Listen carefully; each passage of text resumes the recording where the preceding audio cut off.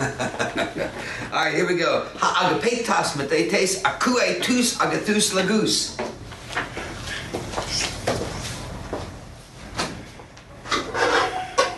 Beloved disciple, he is hearing the good words. Ah, the beloved disciple, he is hearing the good words. That's what I would say. If you have questions or discussion, say so right away. Agai tan manan huian to micro wiko. The only son he is leading a small household. Now make sure that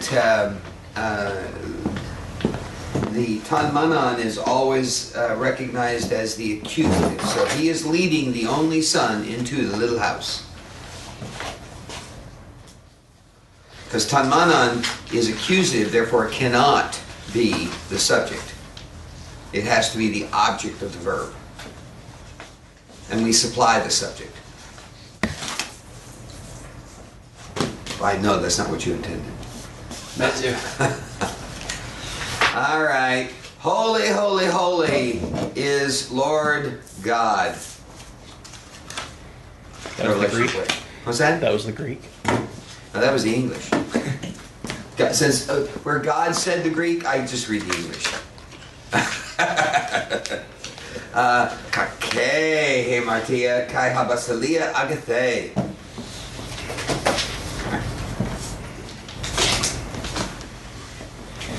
Make sure I'm still up. You good? I'm reading sentence number 4. Sin is bad and the kingdom is good. Yep. Sin is bad and the kingdom is good. And that, both of those are the predicate use of the adjective. So you supply the verb is or are, either one, whatever it's singular or plural. Okay? Lapaban tan karkan karpan kai tan kalan artan. We are seeing the bad fruit and the good bread. Yep. We are seeing the bad fruit and the good bread. Yep, that's what I would say. Beloved, not a commandment new I am writing to you, but a commandment old. Reading just straight through woodenly from 1 John. You're reading scripture now. How about that? Here we are, Columbus Day, October 12th, and you're reading scripture. That should just amaze you, send tingles up and down your spine. I mean, that's impressive. Okay. Hoi perfecte lagusen kainus lagus alethias tois pistois.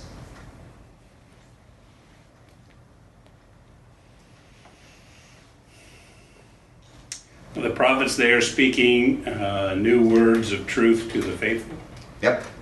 That's what I would say. The prophets, they are speaking new words of truth to the faithful. And that is a substantival use of the adjective. Does everybody see that? Tois pistois is an adjective, but the adjective is used and there is no noun. So remember, here, let me just review real quick, just to remind you of adjective plus the article equals attributive. Wow. It's just gone. Let's try this one. And then adjective without the article is predicate, and the adjective without the noun is substantive. Okay? Remember those words? Did they sound familiar? Okay, good. Excellent. All right, so the prophets, they are speaking new words of truth, genitive, to the faithful. So that's the substantival use. That's an adjective without a noun. It does have an article, but no noun. Ha apostolos genoskai tustikaius kai tastikaias. The apostle, he is knowing the righteous men and the righteous women. Yeah, there again, substantival, tricky. You have to supply, based on this diverse gender, that it's men and women. Now, I will generally, and I think I told you this last time, I will generally say ones or things or something just to make sure that I create a placeholder. Then, when I come back to it, I can clarify it. But initially, when I'm making out my sentences, I mean, even when I'm in on the other room, you peeked in there sometimes, I'm sure, and noticed when I work on the big board in the conference room. I do the same thing. I'll put ones or things or whatever, and then as the verse unfolds, I may be able to be more specific once I really discover context. So, it's the same thing. The days, evil they are. Ephesians 5:16. Number 10. Tus necrus hataas egairai tais escates hemeres. No, tais escates hemeres. Sorry.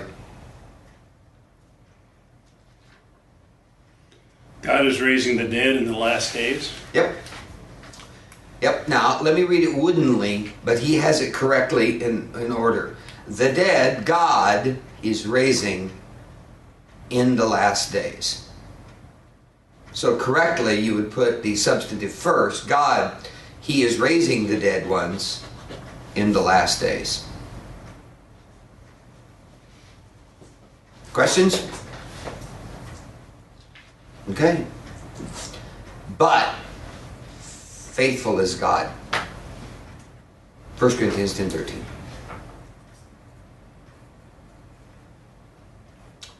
Hahuias tu enterpu ekai dikaius ferain tein alethian tois enterpois.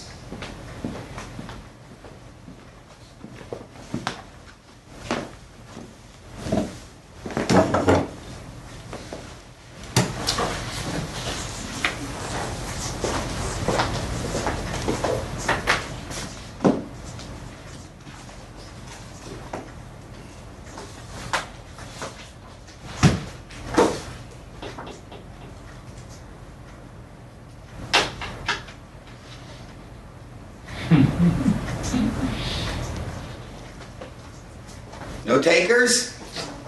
The Son of Man, he is having the righteous ones to bring the truth to men. Ah, okay. I need to tell you about that in a bit. Is that the infinitive having? That is to, it is the infinitive. Pharaoh is to bring or bear. To bring. The Son of Man, he is having righteousness to bear the truth to men.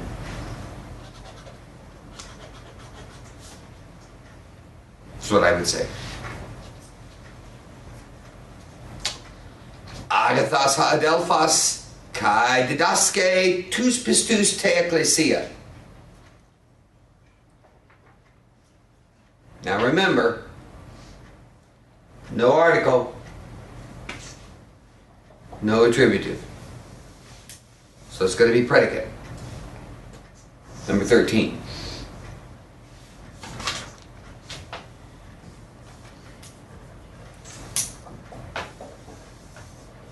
No courageous souls. The brother is good, and he is teaching the faithful ones in the church. Yep. That's what I would say. Good is the brother, or as he said, the brother is good. Good is the brother, and he is teaching the faithful ones in, by, around, under, over, on top of, beside, whatever, the church.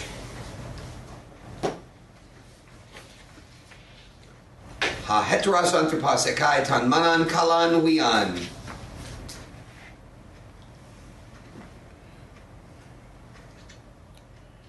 Did you skip 14? Did I?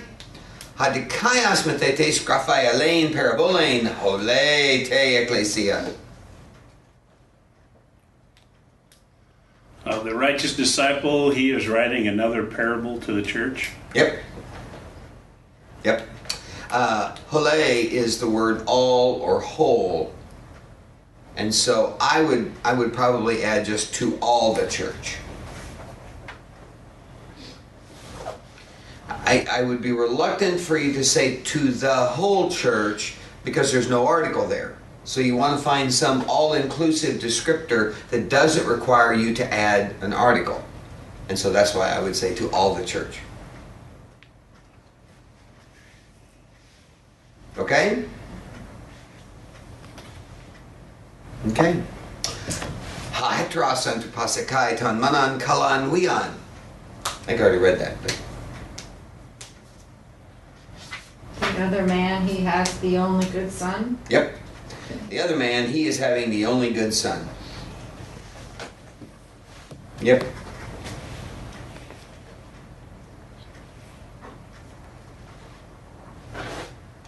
Piste he didakse kai hanamas dikaias.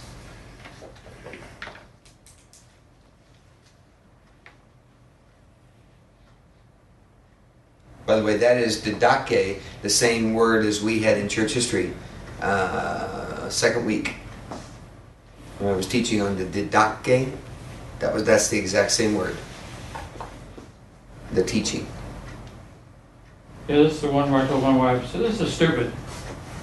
Here's a sentence with no verb. What kind of sentence has no verb? Predicate use and adjective. You're right. No verbs here. How about the teaching is faithful and the law is righteous? Yep. The teaching is faithful and the law is righteous. No verbs. Now I will tell you that there are many, many of Paul's letters that will go 2 or 3 verses in and there are no verbs because they are greetings. Grace and peace to you from God our Father and the Lord Jesus Christ. I mean, you go all the way down this line. There's no verbs in there. They're greetings, therefore they're a mild imperative. Peace to you, or peace be to you, grace be to you. You know, but they're not stated. All right, let's see. Each one a psalm he is having, a teaching he is having, a revelation he is having, a tongue he is having. That's all I have. Yeah, it is. But then they had a lot of mess ups in Corinthians, so this was only one of them. By mess up, you mean?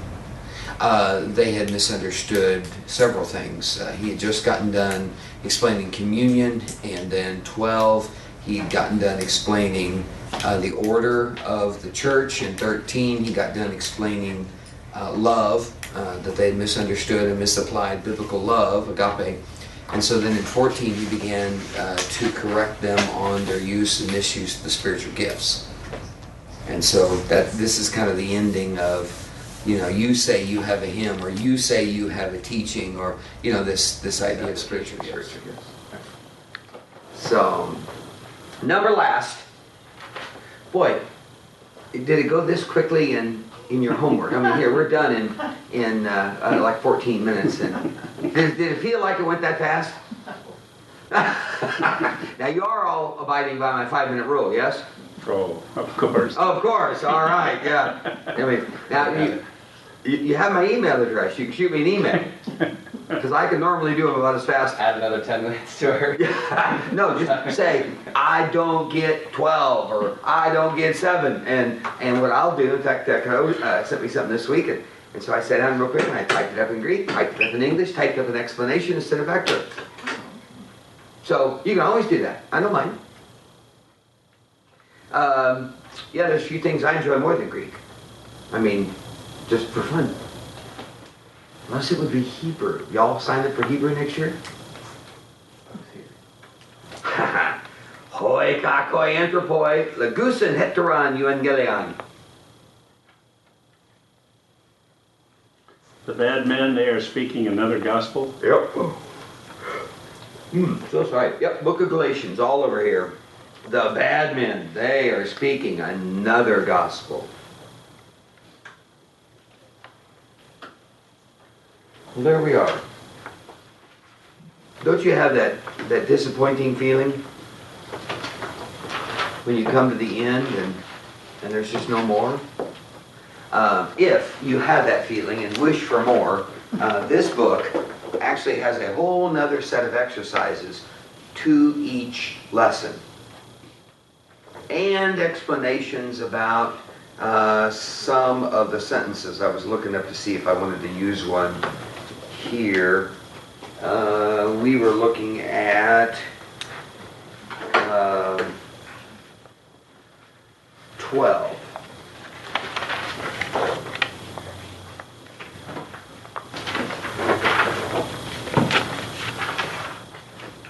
See, he goes through and he asks the questions. Look at sentence number 12. Let me go back there. Look at sentence number 12, okay? We go on this side so I can... Hobias to anthropou ekai dikaius ferein tein lathian tois anthropois. That's got a little of everything in it. That's got an infinitive, it's got your predicate, it's got a couple different uses of your adjectives. And so he writes it out, here's sentence 12, and then he starts down a series of questions. Now, these probably would have you exceed your 5-minute limit, 6-minute limit. What factors confirm that huios is the subject of ekai? And then he gives you the sections in the book that taught you that. And then is anthropou genitive or ablative? So he's already starting to ask you what I would consider to be exegetical questions. And he gives you the sections that delineate those two. What part of speech is ferein? Of course, I already said it was an infinitive. What is the significance of this part of speech? And that is that it focuses on the outcome, not the action. And then agathos, adelphos, kai didaske, tous pistus, te ecclesia. Oh, no, that's the next line. Yeah, that's the next sentence. And so you can go through and he just asks you key questions about every sentence. Then he gives you supplemental exercises, just in case you got done too quickly and wanted something else to do this week. So anyway, this book is out there. You can normally pick it up pretty cheap, used. Unfortunately and sadly, it'll only be the first few pages that are marked in. Because if they're selling it, why? Well, they quit, yeah. And so, you know, don't worry about buying one used. It won't be messed up very far. And if nothing else, in the back are the different guides, but at the very back are the answers to all of the exercises. So when you do get stuck, you know, now you got to cover anything below where you are, just for your own benefit. But You have to have the discipline and not go back there until you've really, really tried to figure it out. But you need to be at that 5-minute and 50-second mark before you go to the book. This is my second time through, and I decided this time to get this book. Yeah. And I found it very helpful from the standpoint of what he was telling you. The secondary questions they ask you really help you understand the structure of the sentence and what's going on in there. And those are the things that generally I'm asking you anyway. I don't do them all, but I generally ask them anyway. So, all right, let's talk about the sentence. We'll come back to the vocab in 7.1, so we'll skip it. 7.2, we talk about accidents and syntax. Accidents really has to do with the grammar. Accidents' major focus is grammar. Equally important is syntax, the arrangement of words. So the use of words and the arrangement of words. So accidents and syntax. Those are the two things that we're really, really focused on. Now, I've already shown you that there are times that the word order can be all messed up, and you have to rely on the case to be able to put it back into the right order. So you have your, and I've already begun to teach also diagrammatically, which I think is important.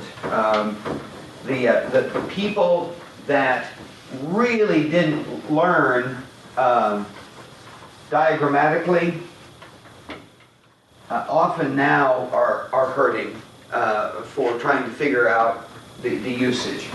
So you've got your main line, you've got your subject, so you have your subject here, which is your nominative, and then you have your verb, and then you have your direct object, which is always the accusative, and then you have the indirect object, IDO, and it is always the locative, instrumental, and dative, and then the descriptions of each of these are genitive or ablative. Now, under here you can also have adjectives. All of them can have adjectives. And under here, of course, we'll have the adverbs. Now, often on here we have our prepositional phrases as well. Okay? And we'll also have purpose clause, result clause, things like that. But generally, you know, when you start to break out a sentence, this is what you're looking for. And I only introduce prepositional phrases because that's next week's lesson. Okay? So what you're looking for is you're looking for the nominative, accusative, locative, instrumental, and dative if it's there. All right? And then the genitives, come back and do those last. They'll hang there wherever they're supposed to, and they'll fit just fine. So, what's my subject, what's my verb? Those are always my first two questions. Always, always, always, always. Then, is there an accusative?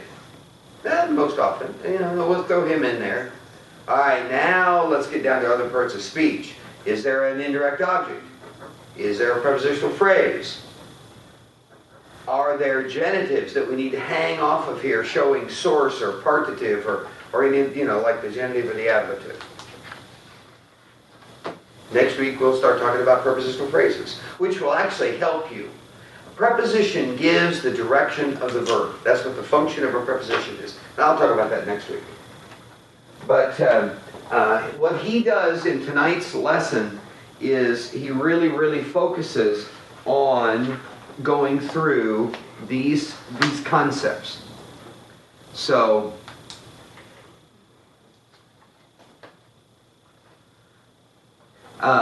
what we'll do is understand the Greek sentence. Yeah, good. Both the Greek and the English basic is a sentence, and so the sentence is an independent clause.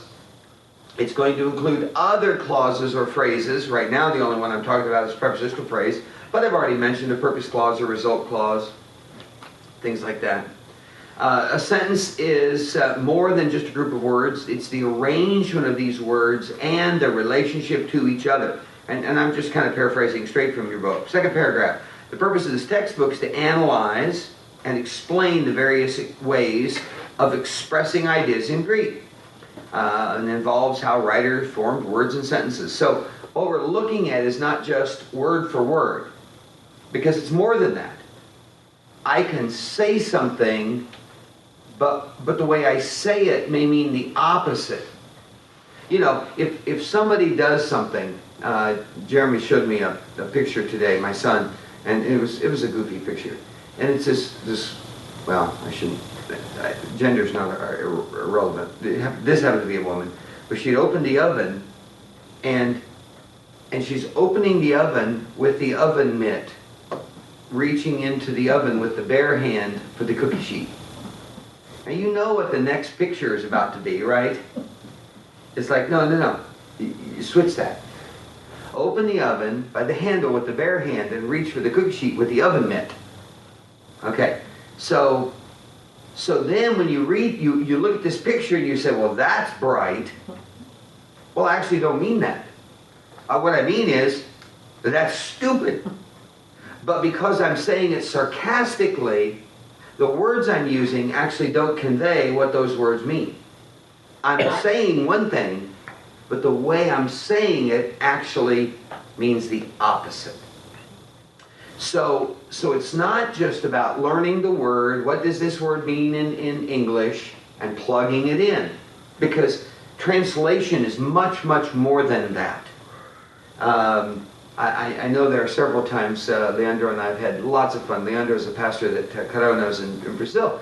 And there'll be times where I'll say something and he's translating for me and he translates it in Portuguese. And then he'll turn and he'll say, Mike, that doesn't make any sense. Well, what did you mean? And normally what's happened is I've used an English expression that would have well been understood in American culture, but it lost everything in translation. And so I'll say, yeah, you're right, that's not very helpful. And so we'll talk for a minute and we'll get it right. But that's why you can't do just one-to-one correspondence. We are actually translating the meaning of the sentences as well as just, and that's why we talk about accidents and syntax. Now, Greek and English are similar. I'm in this third paragraph, in that they both have a subject and a predicate. So I'm looking for my subject and my verb, and then often you will see a direct object, indirect object, prepositional phrase, and many other constructions. So all the things I have up here are exactly the things that he's talking about in paragraph, in the third paragraph. Now, there are many, many specific types of sentences. Simple statements. Here you have a predicate subject order, so it's going to be up to me to put them in the right order. He wept. This is third person single. The sigma tells me it's actually an aorist. You haven't had that yet. But Jesus wept. So actually you can see in the Greek, because I have people tell me all the time, that's the shortest verse in the Bible. That's the shortest English verse in the Bible. There's actually another verse that only has 2 Greek words. This has 3 Greek words. See? 1, 2, 3. So it is the shortest English verse, but it's not the shortest Greek verse. Rejoice evermore is the shortest Greek verse in the New Testament, in Thessalonians. Just a little trivia fact for you. Okay? Let me go to the next page. Now, you can see that he is teaching in this lesson what I've already been teaching you. So that's why I told you last week, this will be an easy lesson. He goes over how you put the subject, and he hangs the article down here. I never do that. When I diagram, you get enough things hanging down there without cluttering up your paper. So I always leave the article up, because it's going to match gender, number, and case anyway. So I always leave the article up with the substantive that it modifies. But he hangs them down, and that's okay. And now, here's another type of Greek sentence, and it contains the predicate nominative. In this case, a linking verb connects the subject to a substantive and a predicate. Now, so God, love, he is. So God is love. All right? And by predicate nominative, we mean that love is connected as a condition or a state of existence or whatever. That's called predicate nominative. Okay? In this statement, agape describes what God is and is in the nominative case, to agree with hatas. Now what that also creates is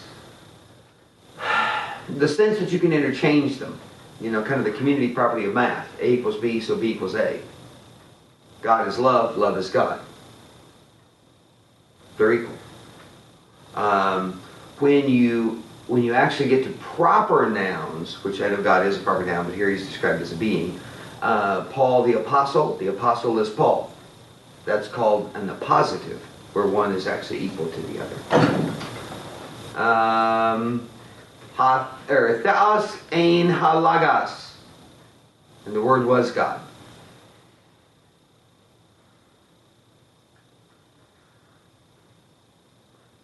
Halagas ein hatheos. So here is John 1, and it's the word, it was. Now, this of course is where Jehovah's Witnesses will come and tell you that it, there's no article here, so, and the word was a God. Have you had them knock on your door and tell you that? But the reason, this is a predicate nominative, and I would actually translate this sentence, the word was divine, because it's descriptive as a predicate nominative. But anyway, now some Greek sentences have a direct object or indirect object. So, hahuias, didaskai, toisaklois, naman agathon, tanagathon. All right? So, the son, he is teaching the crowd the good law. Okay?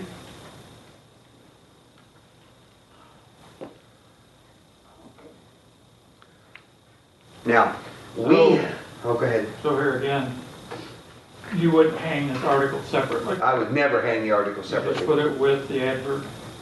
And this is lid case, I would probably put it to the other end. So the son, he is teaching the good law to the crowds. Okay. I would have put that at this end, like this. Okay.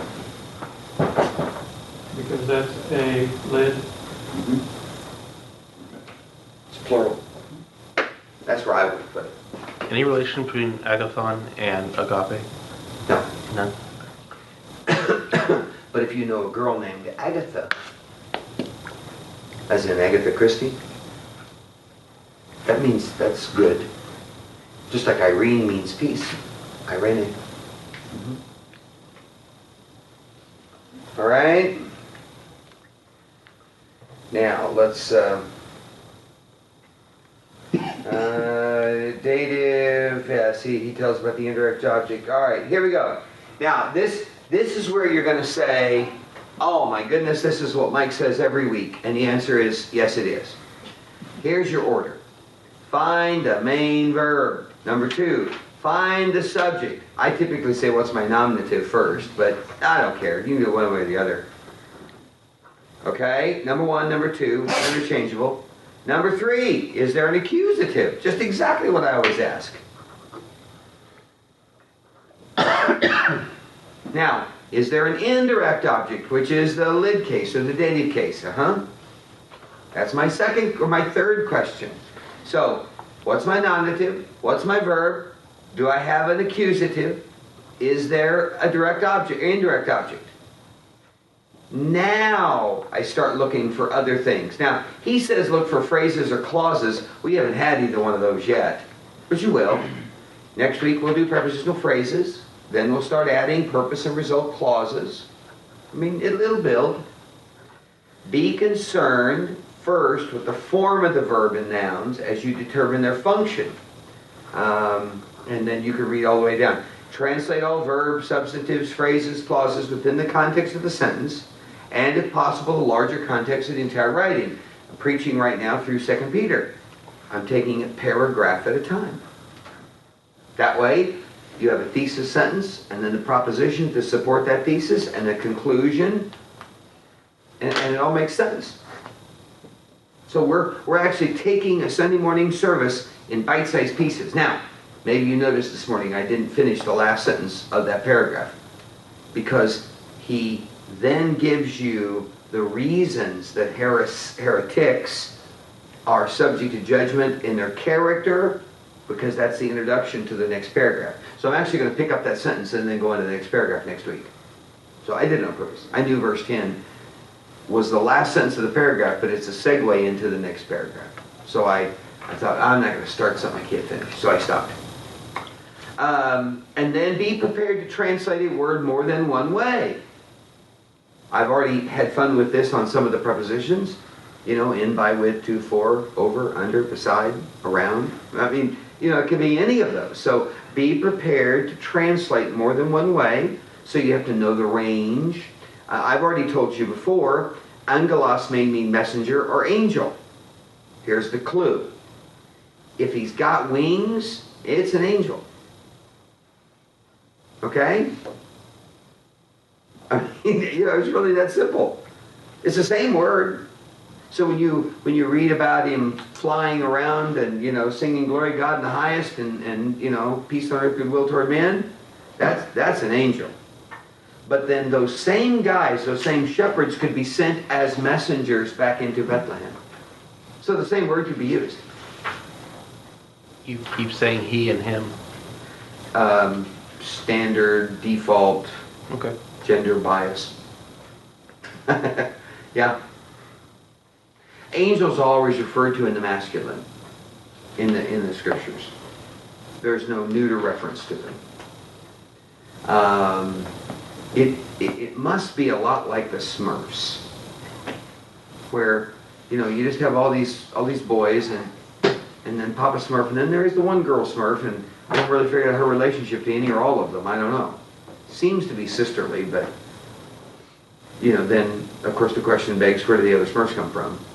Well, she's created by Gargamel. Well, yeah. Now let's not go into the theology of cartoons. All right, the very last line here. You gotta love this. Okay, he wrote this. I didn't write this. It will help you to diagram the Greek sentence to determine the relationship of all the elements. Thus, my board. So, I loved Greek diagramming long before I began to use this book. This was not the book, by the way, that I learned with. I learned from, what's the guy's name? I've got another book by him in my office. Mounts? No, older than that. Why can't I think of it? Not A.T. Robertson. I can even see it on my shelf. A little green book. Anyway, I learned from it, and then a guy gave me a copy of Robert Sumner's Essentials of the Greek New Testament. It was published in 1948. And I really loved it. It was simple, and by lesson 28, your assignment was 1 John. So I actually crossed over, and I started just learning this book to teach it. Well, then, sure enough, Dr. Sawyer comes along and updates it, and they quit printing my other book. So now, all these students that I had, they can't get that book anymore. So I had to learn a third book, and I have. I mean, you've seen mine. It's not even in my cover anymore, because I've used it so many times over the years. So, and I know almost all the chapters just by memory. So what do you think of Mounts? Yeah. I like Mounts. I've got his CD. I've got all of his cards. I use his charts. I got his charts in my briefcase right there. Again, the only reason that I don't use Mounts is probably because he doesn't get into the scriptures quite as quickly. And, I hate to say it, but look, we had a full house. You got to be incentivized to stay with this. You really do. And I think one of the key incentives, especially for us, is we quickly get into the scriptures. And we enjoy reading 1 John. And you're practicing your Greek, reading the Bible. And so I've just stayed with Sumner's and now Sawyer. But no, Mounts is good. There's a couple others out there that I think are very good. Secondary Greek, I went to Dana and Nanty. But when I've taught advanced Greek, I do the exact same thing in philosophy. I go with a guy named Dr. John Grasmick, because his book, Principles and Practice of Greek Exegesis, is all based on a study of the 4 chapters of Colossians. And the entire, ready for this? You buy this book, the entire book of Colossians is diagrammed in his book. That's worth the price of the book all by itself. Just hours of pleasure in reading. Amen? Just flipping through the diagrams. Yeah, it's incredible. So, unfortunately, I haven't had a class yet that has offered to take Principles and Practice of Exegesis. But maybe someday. Now, one last thing, and then we'll go back to our vocab. The Greek writer, this is the whole thing that we have to go through. And that is, what was the Greek writer and then us today? So what we do is, what was the Greek writer to the original audience? So we analyze that, and then we transfer that from the Greek language, culture, grammar, accidents, syntax, and then we lift it up into English to a modern audience. That is your job, is to take what the Greek said to the original audience, transfer that through your understanding, then lift that back up into English to hand to a modern audience. That's it. So you ask yourself 3 questions, and you have one rule. Okay? What does it say? What does it mean? How does it apply? Those are your 3 questions. And your one rule is that a verse can never mean what it never meant.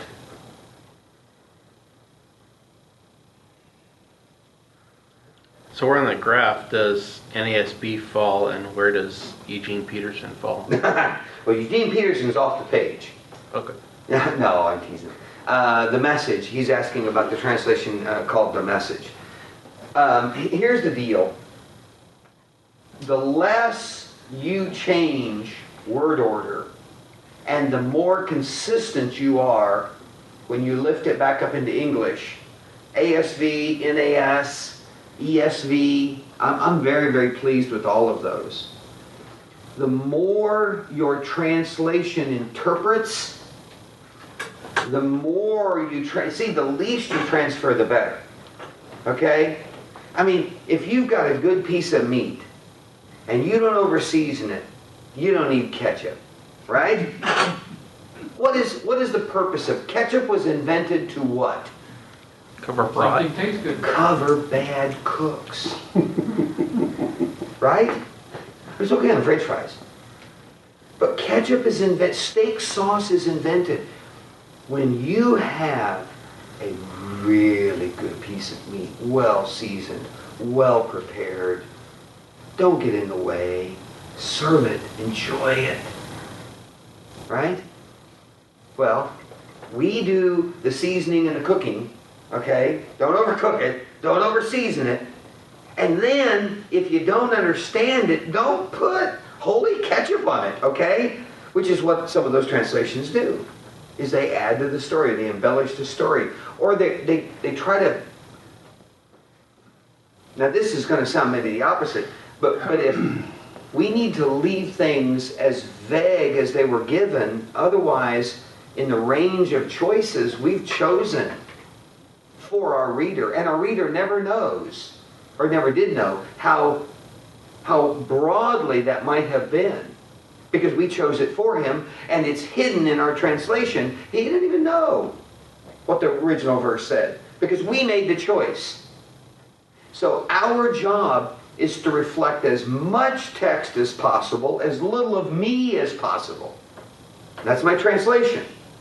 Now, when you come to church, you expect me to do the former in my translation, and then you do want to hear my opinion. Now, you may not agree with it, and that's okay. It really is. But this morning, I went out on that limb when I was talking about Deuteronomy 6. I don't believe that those are angels cohabiting with men, producing offspring. I mean, I just have never believed that. There are good men and women who've written and do believe it. I don't agree with them. Maybe you do and don't agree with me, and that's okay. I was clear this morning, though, in telling you what the text said, and then what some people have drawn from that, and what I believe about that passage.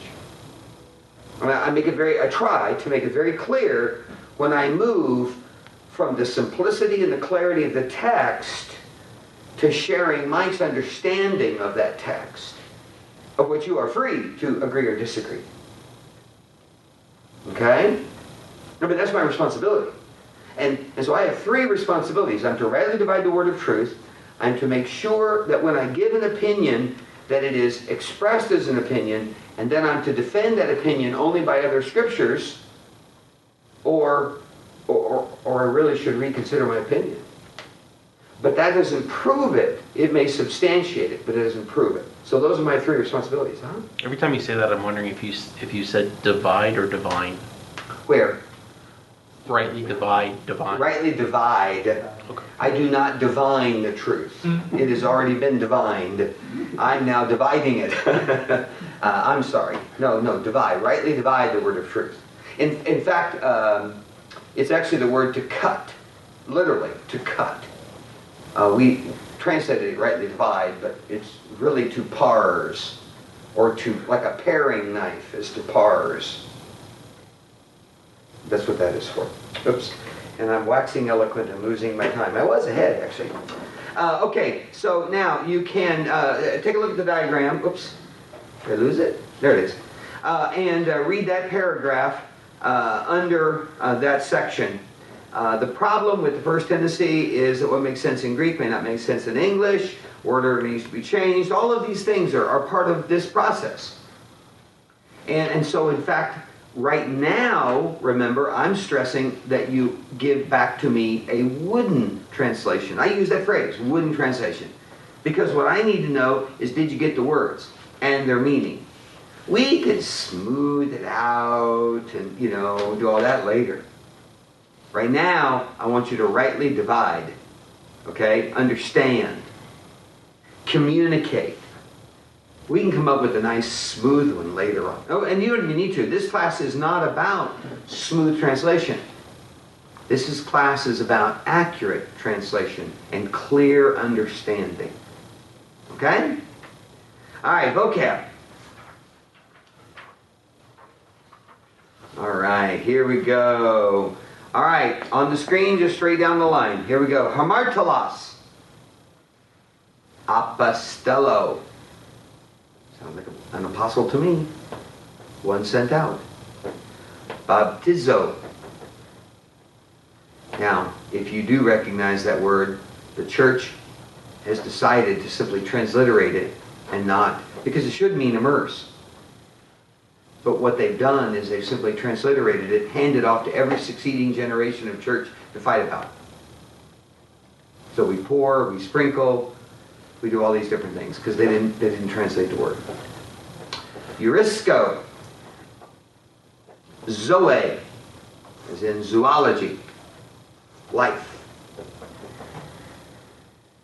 Theos.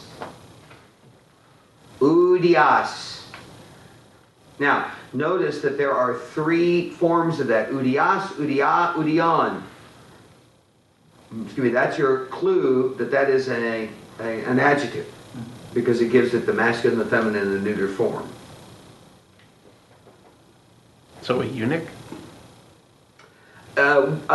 Something that, you could have, say, a stone that is Jewish, or a Jewish temple. Hi'aron, would be a Jewish temple, and so it would be a neuter. Not necessarily a person. There's actually a different word for that. Kephale, your head. Kephia. Cephalitis. Encephalitis, that's Kephia. Cosmos. Krino. Leos. Mellow. Meno. I abide, I remain. Hadas. It's the way. Pollen. Now you have an adverb. I don't think he's given you any adverbs before. Here's your adverb. Oh, no, he did. You had the word new last time, didn't you? Yeah, okay, kanas. Well, here is pollen, which is an adverb, which is again. Presbyteros, which then shows you that it could be masculine, feminine, or neuter. Sunago, which means together I gather, or I gather together.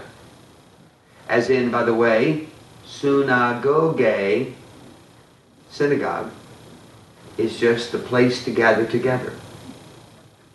Do you remember in Thanksgiving what they used to call the church? See, we always have our Thanksgiving service here coming up, and I always read the Governor Bradford diaries and different things like that for American history. And one of the proclamations of William Bradford was, gather with your children at your meeting house. Just like the word synagogue. They gather together in place. Synagogo. Cairo, I rejoice. I'm sorry, Cairo. I said Cairo. I rejoice. Which, ironically enough, that's actually what the Egyptian word means. It was the Greek word. Cairo, city of joy. Which actually not had much lately. It's been a pretty miserable place. And then Christos. Okay? All right, I have 5 minutes, and according to the 5-minute rule, I ought to be able to only read one sentence, right? I bet I can get a couple more done than that. All right, here we go. I am reading sentence number 1 of exercise 7. Hoi adelphoi protoi kai hoi douloi eskatoi. The brothers are first and the servants are last.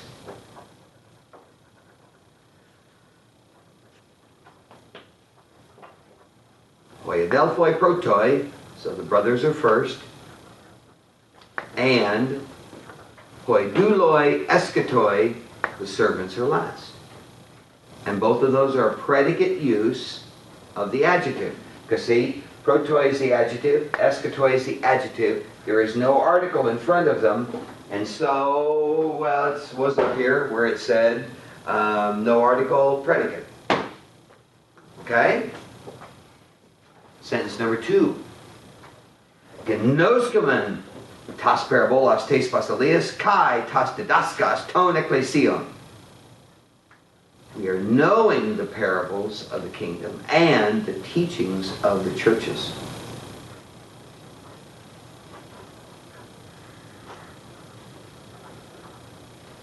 We are knowing the parables of the kingdom and the teachings of the churches.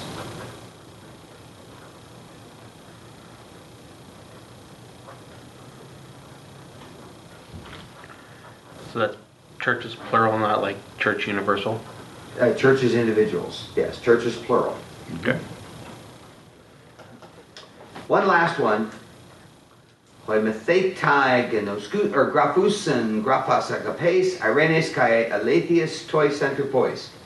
The disciples, they are writing scriptures of love, peace, and truth to men. Or to the men, if you want.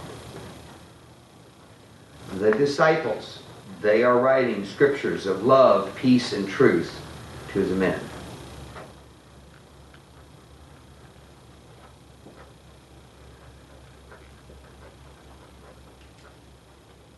Well, I just feel badly reading anymore. You know? I really would. I mean, now, the one thing I don't want to do is I don't want to, I don't want to have you focused on Greek tonight when you should be watching the Cardinals game. So, make sure that you keep your priorities straight. And then Monday night and Tuesday night, the Royals finish sweeping the American League and go to the World Series. So Wednesday you can start on your homework, okay? That reminds me. Yes. Does predicate have anything to do with predictive? Yes. Yeah, it does. Predicate and in fact predicated is that predictive concept. Okay. Yes. It's predicated on. It's contingent on. So predictive is something that is contingent. So yeah, it is. Okay, do you have any questions? I mean, I'm sorry, I'm done according to his clock a full minute early. Any questions? Really? I mean, I've already answered all the sports questions. What about politics? Geopolitical economics? Spread of Ebola? Anything? I mean, I'm up for about anything. How did it do? Oh, I've got the perfect thing. Oh, yeah? I absolutely do. You ready? I'm Yep. serious. Yep. Okay, here it comes. Ready? Okay. You have to go and watch Bob Newhart's sketch on counseling. Okay. Okay? I'm serious. Okay. Write it down. Okay? Just go look up Bob Newhart and he's got a sketch on and it's as funny as all get out. Let me see if I can even look it up here real quick. It is the answer to what you're asking me. Okay. Okay?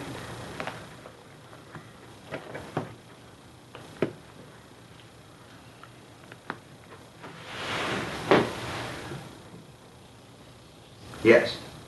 Okay. Okay, let's see if I don't know whether this it actually should sound should go through here. Yeah, I think it's going to. Yep. Dr. Spitzer? Yes, come in. I'm just washing my hands. I'm Catherine Bigman. Janet Carlisle referred me.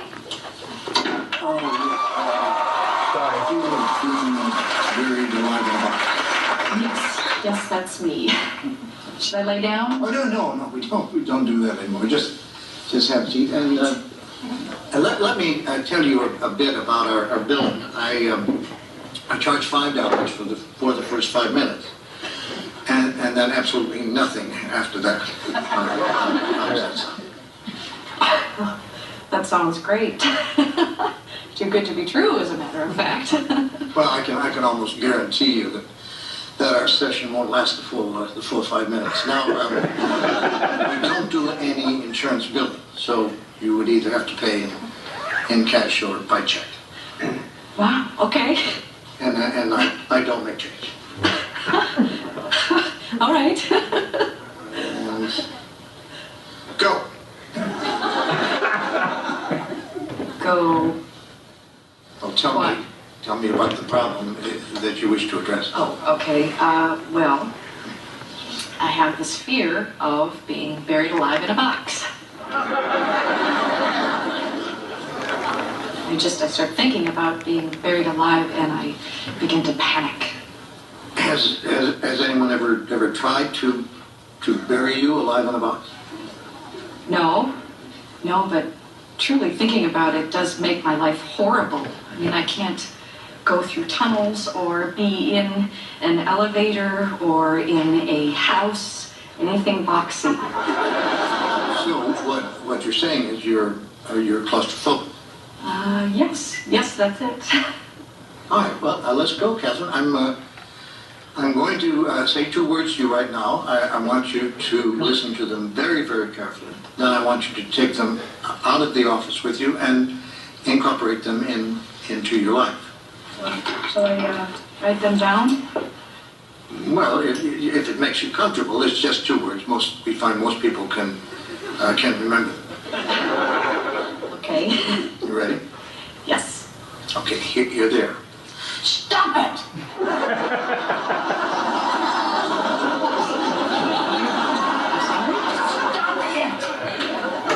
Stop it? Yes, S-T-O-P, new word, I-T. So, what are you saying? You know, it's funny. I say 2 simple words, and I cannot tell you the amount of people who say exactly the same thing you say.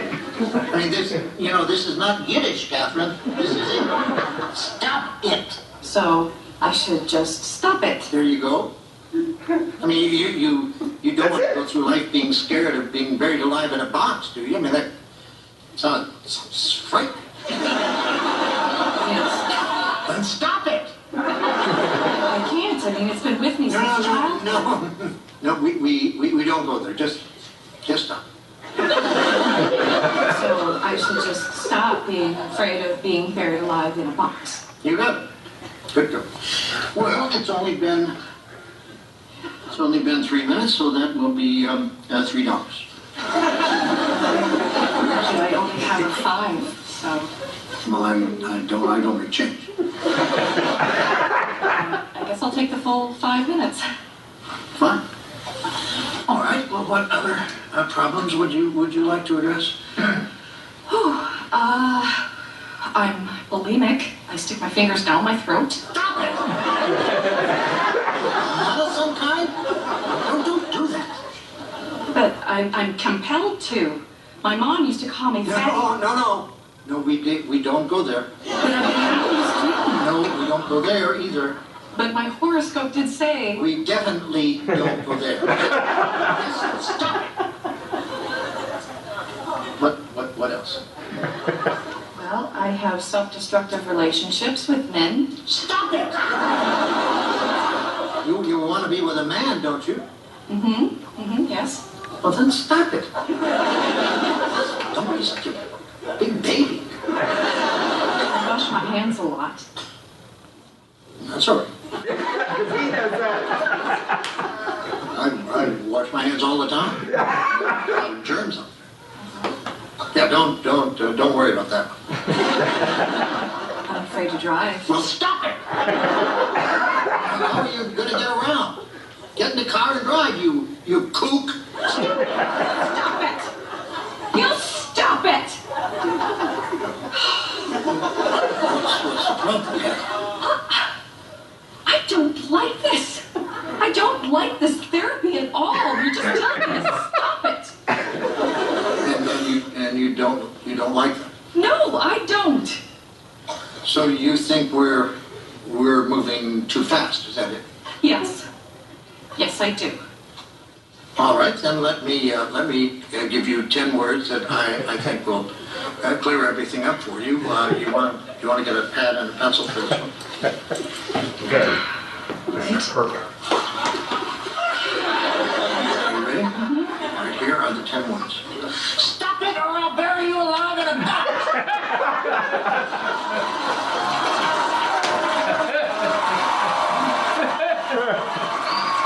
Okay, you feel better? No anxiety. Just stop it. What was the question? It was teasing. I see. He said, "Yeah, I don't really need anything unless you can help me with, just dealing with anxiety." And so I said, "Well, yeah, I got this master counselor here. He's dealt with this before. Listen to his advice." Or memorize Proverbs, Philippians 4, 6, and 7. Well, actually, I thought you were going to go to my verse. Do not be anxious about anything, but everything with prayer and petition, Yes. supplication, humbly offer your request to God, and may the peace of God, which transcends all understanding, guard your hearts and mind in Christ Jesus. My verse was simpler. Laughter is good medicine. Yeah, I know. It really is. More midterms. I know. Laughter is good medicine. It's good to laugh. Good, I'm glad.